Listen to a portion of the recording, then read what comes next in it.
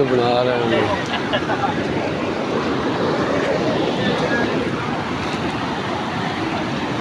हैं। जी कोट साग की ताज़ा तरीन सूरत हाल है आने दी।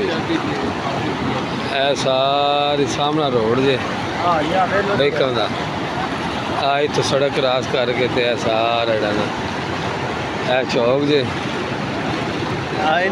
सूफी स्कूल जे साइड पर पानी की सूरत हाल जे ताज़ा तरीन चेक कर सकते। इस टाइम असी आ जाना उत्थे